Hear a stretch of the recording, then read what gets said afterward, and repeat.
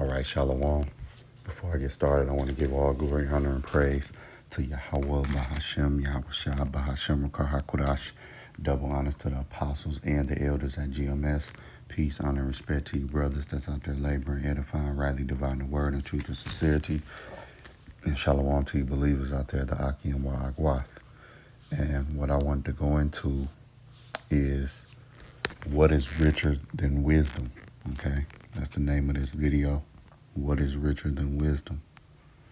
All right, and it's absolutely nothing, especially considering what wisdom are we speaking on. Okay, you can have wisdom, in the medical field, wisdom in sports. You can have wisdom in many different things. We talking about wisdom in the highest form of knowledge known to man, and that's the scriptures in its purest form. All right, the scriptures dictate what's, ultimately it's the Heavenly Father's word. It's dictating things on the planet Earth. All right, things that were wrote thousands, hundreds of years ago came to pass, and we still got prophecies that's gonna come to pass, and they surely will come to pass. All right, it's this wisdom, and having this wisdom, it sits you on another level. All right. Matter of fact, let's start here. Wisdom of Solomon. All right, which Solomon was what? The wisest king of them all. We're going to get into that tad bit, but I'm going to start Wisdom of Solomon 7, starting at verse 6. It says, "For all men have one entrance into life, and the light going out. Wherefore I pray, and understanding was given unto me," was given, Salakia, verse 7, "Wherefore I prayed, and understanding was given me, and I called upon the Most High, and the spirit of wisdom came to me." All right. "And I preferred her before scepters and thrones, and esteemed riches nothing in comparison to her," because there's no amount of money that can compare to wisdom. All right. You can have all the money in the world, but if you don't spend your money wisely, if you don't invest your money wisely, well, guess what? Your money will depart. What is that saying? Let me see. Money and its food shall soon depart. Let me make sure that's the right one.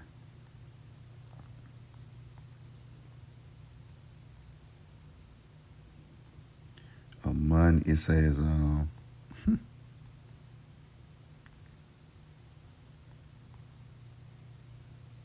yup, a fool and his money are soon parted. They said that's in the KJV. Let me see something. Let's get that.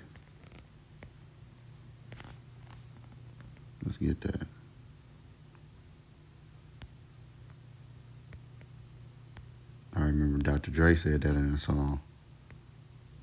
Proverbs 21 and 20, it says, "There's a treasure to be desired and oil in the dwelling of the wise, but a foolish man spendeth it up." So, a fool and his money are soon parted. All right. You can have $100 million, $50 million. You ever heard of all these football players and athletes, these acts entertainment? They have all this money, and what? They go broke because they don't have wisdom. All right. So wisdom is the principal and key thing. Matter of fact, let's go to Wisdom of Solomon, chapter 7. Back in the, it says what? Verse 28 says what? It says, "For the Most High loveth none but him that dwelleth with wisdom." What wisdom? This wisdom and this wisdom and knowledge of the scriptures, man. This understanding in its purest form. And see, that pleased the Most High when you dwell with her. All right, because it's really inspired by, one of the elder brothers in the Dallas camp, plus the brother out there in Vegas. How, he was doing a response to the Elder Yashawamba video about, man, I was feeling that video from the elder brother Karatazai in Vegas. He was going in on how he was going to, on a response on Elder Yashawamba about, not losing your first love, not, and repenting, roughly paraphrasing, just because you know, hey, Satan want to sift you out, all right? And it's so many distractions. I mean, just day-to-day life, things of that nature. But we got to hold on to this wisdom. That's why the Lord told us to hold fast until he come. Now, ultimately, it's not really up to us, all right? But it is, you know, you can put your best foot forward best as you can, all right? Dwelling with this wisdom, okay? And the brother was saying, like, hey, this is a woman that'll leave you, because wisdom is, you know, is like a woman, man. It nurtures you, okay?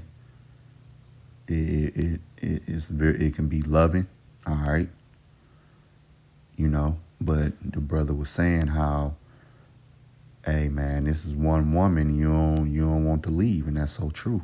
Because if the Lord take His spirit off you, you can end up bugged out and worse than you was before you even came in the truth. So verse 28 again, it says, "For the Most High loveth none but him that dwelleth with his wisdom." And I heard Apostle Gabar a while back. He said, you know, a key ingredient to staying in this truth is what?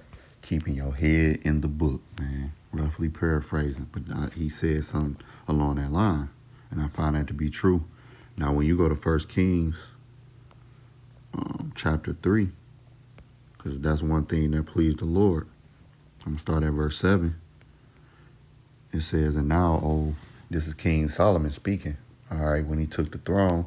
"And now, O Lord, O now, Yahweh, my power, thou hast made thy servant king instead of David, my father, and I am but a little child. I know not how to go out or come in.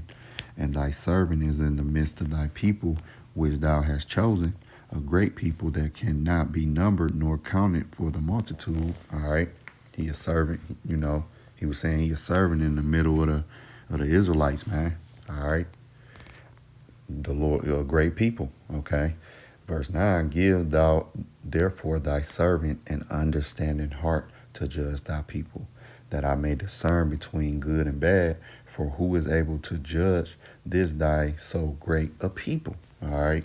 And that lets you know what level we was on around the time of King David, King Solomon, man. We were considered a great people.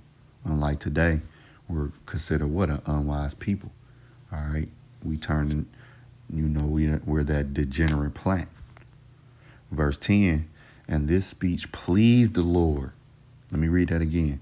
"And this speech pleased the Lord." What the wisdom of Solomon 7:28 say? "For the Most High loveth none but him that dwelleth with wisdom." So Solomon asked for an understanding heart to judge, you know, between good and evil. He was asking for wisdom, understanding. In verse 10, 1 Kings 3:10, "And this speech pleased the Lord, that Solomon had asked this thing. And the Most High said unto him, Because thou hast asked this thing, and hast not asked for thyself long life, neither hast asked riches for thyself, nor hast asked the life of thine enemies." See, he ain't had, you know, niggas, Lord, you know, niggas would have been in a prayer. I want, you know, I want to be the richest. I want to be even more richer than my father, and I want this enemy, and I want to do that, you know. The Lord said what? "Nor hast thou asked thy life of thine enemies, but hast asked for thyself understanding to discern judgment. Behold, I have done according to thy words. Lo, I have given thee a wise and understanding heart, so that there was none like thee before, neither after thee shall any arise like unto thee." Right. None. Save Yahweh Shah. All right, which we already, if you can receive it, but us brothers and sisters in the know, we know Yahweh Shah was who? King Solomon in the reincarnation, man. And we already know Yahweh Shah is the wisest under the Heavenly Father, so it all links up. King Solomon, which was Yahweh Shah in his past, will be in his past. He was the wisest king, all right, before and after, until, you know, Yahweh Shah stepped on the scene. All right. Which was him again. You know what I'm saying? So it makes sense. All right. Which I think, let me see.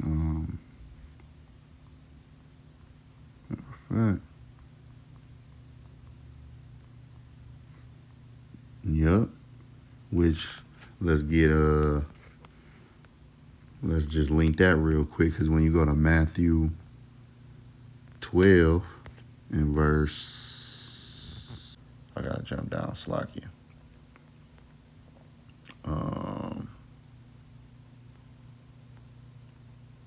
Matthew 12, and I'm gonna start at verse 42. It says, "The queen of the south shall rise up in the judgment with this generation and shall condemn it." All right, and we didn't read yet, but we're gonna get into it. But I just learned this recently from a brother. How, the queen of the south.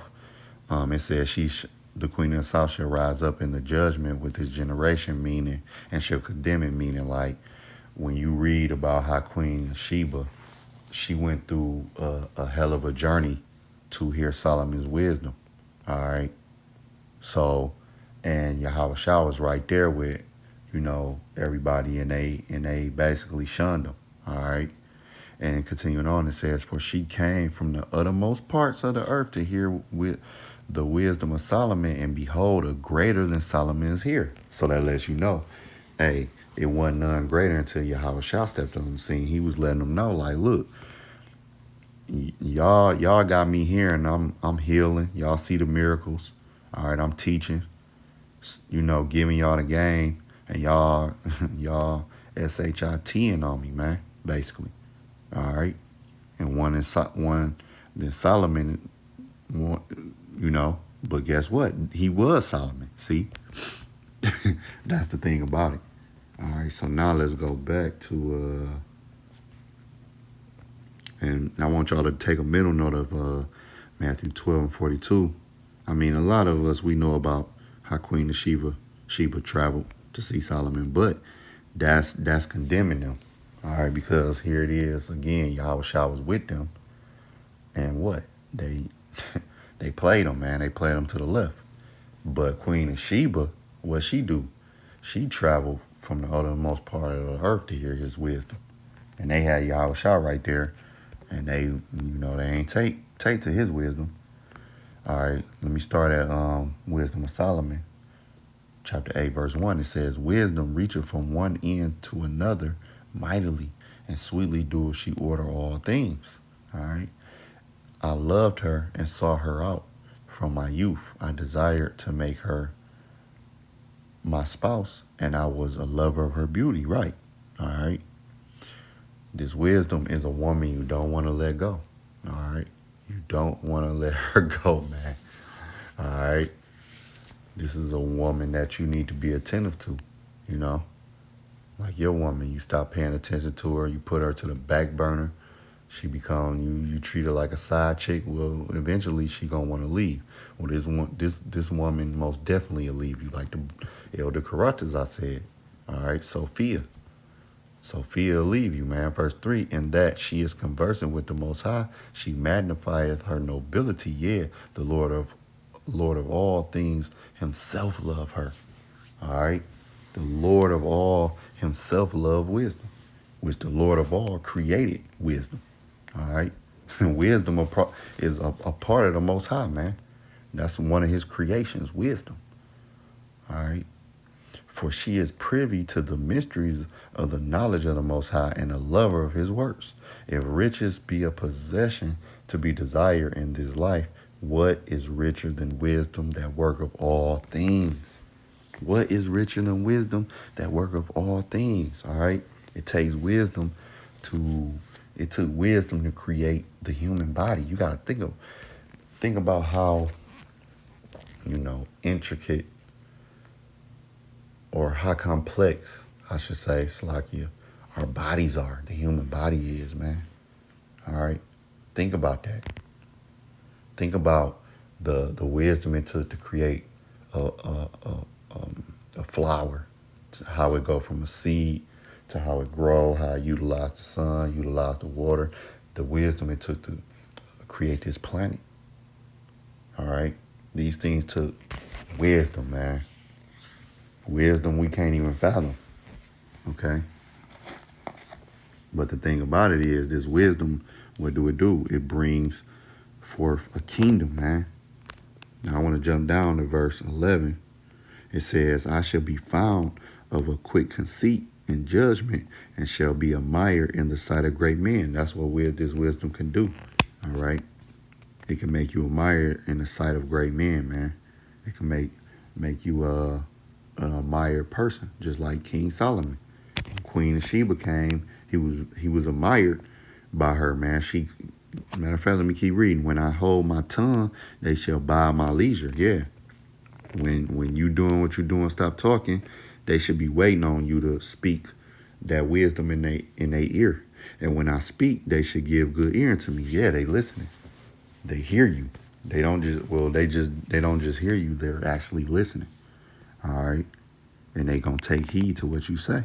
If I talk much, they shall lay their hands upon their mouth. Right. Because you speaking wisdom. And that's exactly what happened to Queen of Sheba. Let's get that. All right. Because she traveled far. So you already know the fame that Solomon had when somebody traveled. Let me go 1 Kings 10, starting at verse 1. It says what? And when the Queen of Sheba heard of the fame of Solomon concerning the name of Yahweh, all right, she came to prove him with hard questions, all right? She wanted to see. And she came to Jerusalem with a very great train with camels that bear spices and very much gold and precious stones. And when she was come to Solomon, she communed with him of all that was in her heart. And Solomon told her all her questions.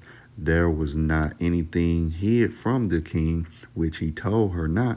And when the Queen of Sheba had seen all Solomon's wisdom and the house that he had built, and the meat of his table, and the sitting of his servants, and the attendance of his ministers, and their apparel, and his cupbearers, and his accent by which he went up unto the house of the Lord, there was no more spirit in her. Let's go back. Wisdom of Solomon 8, all right, and 12 said, what? In the last line, it says, if I talk much, they shall lay their hands upon their mouth. Like, man, he's spitting. Ain't that what they say? Let's get this in the, matter of fact, let's get this in the ESV. It says, and the food of his table, and the seat of his officials, and the attendance of his servants, their clothing, his cupbearers, and his burnt offerings that he offered at the house of the Lord, there was no more breath in her when she seen all these things. Because what? It took wisdom to build the type of kingdom that he had, from the house to how he dealt with his servants, his cupbearers. That takes wisdom, all right? It takes wisdom to do these things. Let's get the AMP. It says, the food on his table and the seating of his servants, court officials, the attendants of his waiters and their attire, his cupbearers, his stairway by which he went up to the house temple of the Lord, she was breathless and awed by the wonder of it all, because it took wisdom to do that. The Lord gave him wisdom how to deal on all facets, how to deal with his servants, how to deal with, his women, how to deal in his kingly affairs, how to just move daily comings and goings. He had wisdom how to deal with them. That's why, even she thought his servants was the king when you go into the story. All right, because of the apparel. All right, she thought that, she didn't know. She thought one of the people, that worked for Solomon was king. How decked out they was, man.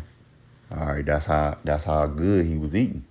The Lord made sure, like, okay, this my servant. He dwelling with the wisdom. He want the wisdom, but I'm gonna make sure he get even more than that. That's why let's go back. Matter of fact,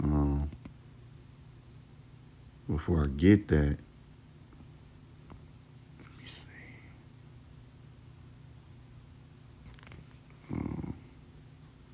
Dang. Before I get that, it says,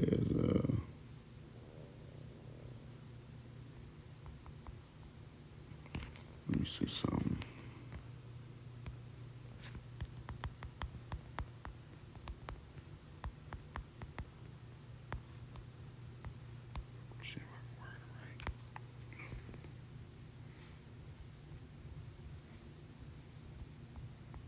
Bear with me 1 second. Bear with me 1 second. I'm looking it up on my other phone.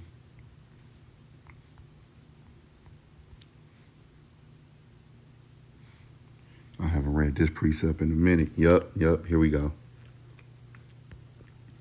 When you go to Matthew 6, and this is one of the perfect examples. Matthew 6 and verse 33, it says, "But seek ye first the kingdom of the Most High and his righteousness, and all these things shall be added unto you." All right? It says seek the kingdom. How you seek the kingdom? In the scriptures. All right? That's how you seek in the kingdom. All right? Reading the scriptures, studying the scriptures, listening to brothers' videos, teaching, doing. You seeking the kingdom. You doing what you need to be doing. The Lord he gonna take care of everything for you. That's why when you go back to 1 Kings in chapter 3, when we went down, it says, I'm gonna start at verse 12. It says, "Behold, I have done according to thy words, and lo, I have given thee a wise and understanding heart, so that there was none like thee before thee, neither after thee shall any arise like unto thee. And I have also given thee that which thou hast not asked, both riches and honor, so that there shall not be any among the kings like unto thee all thy days." So the Lord gave him extra. Why? Because he was seeking the kingdom. He wanted that wisdom. All right? It says seek the kingdom.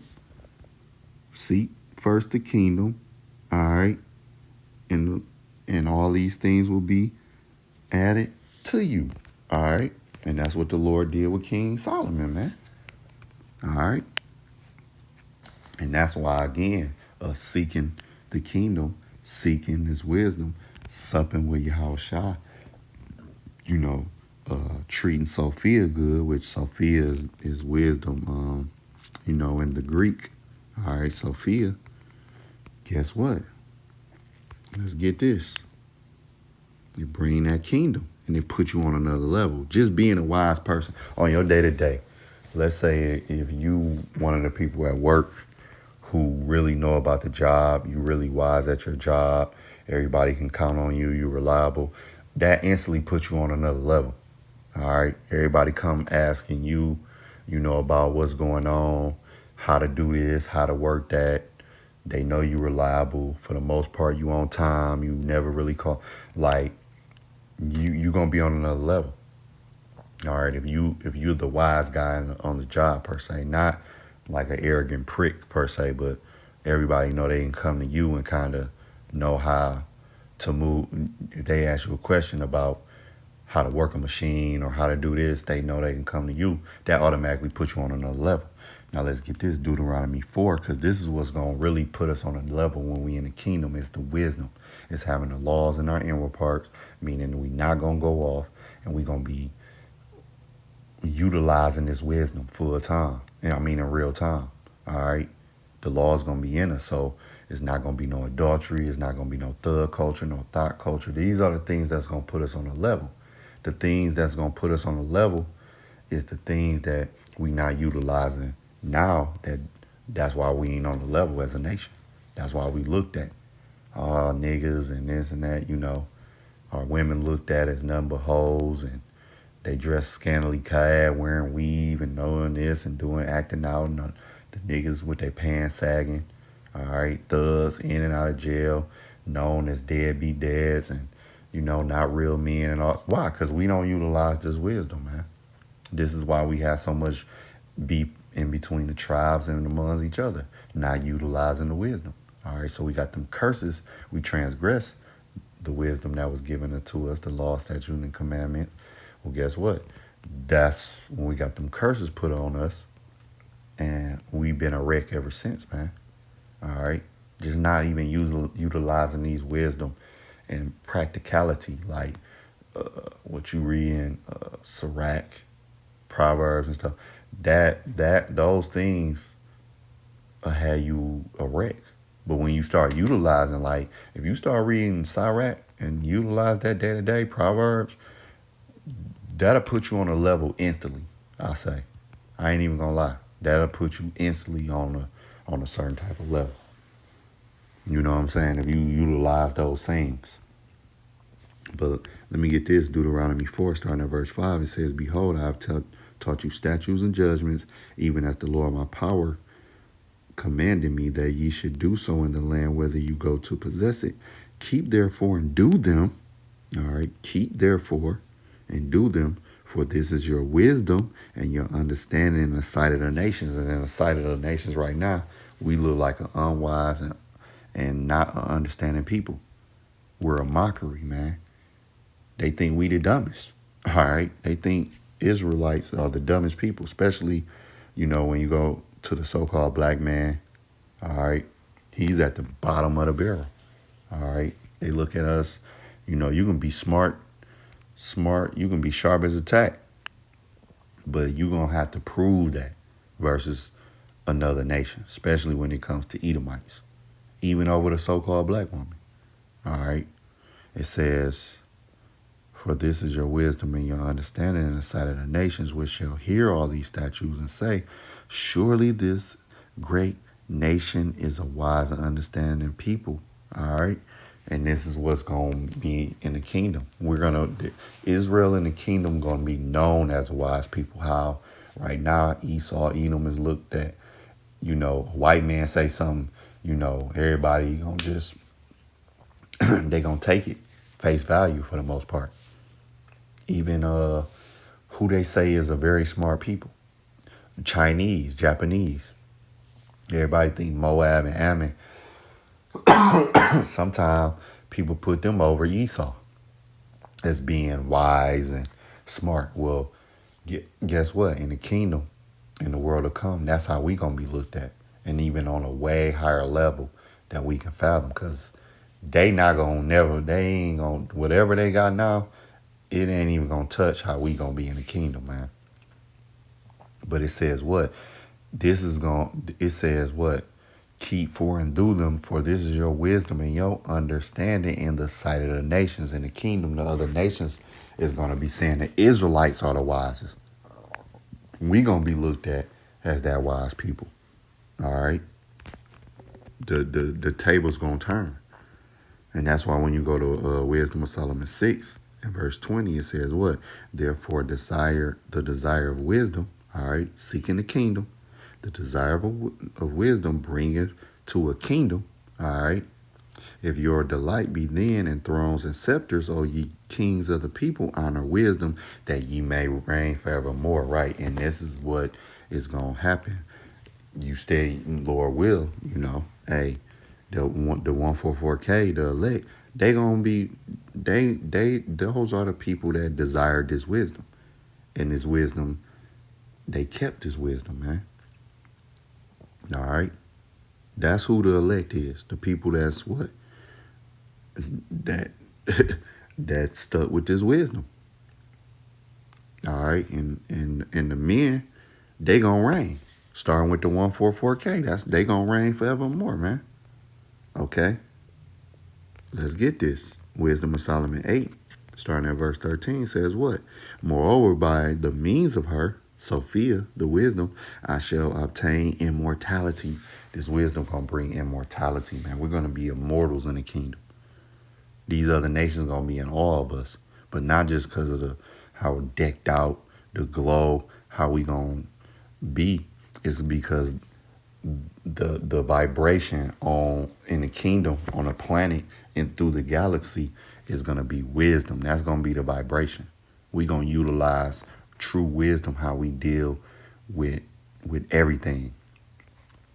We not gonna be in the kingdom tampering and messing the water up, messing the air up, messing the food up. No, that's not wise. All right, we gonna need our servants to be at top strength so they can work from can't see to can't see. I'm just saying though. We gonna utilize wisdom how we deal with them, man. All right. And it says, and leave behind me a everlasting memorial to them that come after me. This is what wisdom do. All right. Verse 14, and I shall set the people in order, and the nation shall be subject unto me. Right. That's what this wisdom is bringing. Rulership, immortality, peace, prosperity. All right. And it's going to be 144 lucky, I ain't going to say lucky, 144 blessed brothers that is going to be able to sit at Yahweh Shai table. All right. Because of this wisdom, man. All right. Because of this wisdom, man. Okay. 144,000 blessed brothers, whether they're in the spirit world or walking on the planet Earth. Some is in the spirit world, some is walking the planet Earth right now. All right? 144,000 blessed brothers that's going to sit at Yahweh Shai table, man. All right? That's what this wisdom is going to bring. And a lot of you sisters out there, y'all going to be blessed sisters, and y'all going to be wise of some of them 144K. But Israel as a whole gonna be a wise nation, man. All right. So even the lowest Israelite, the scriptures tell us, even roughly paraphrasing, even the least Israelite is gonna be, better off than, let's say, one of the Rothschilds. All right. That's how much love Yahweh Shem Yahushua gonna show us, man. All right, but it starts with this wisdom. So what is richer than wisdom? Not a cot dang thing, man. All right, and Lord willing, you was edified and uplifted to the next time. Shalom.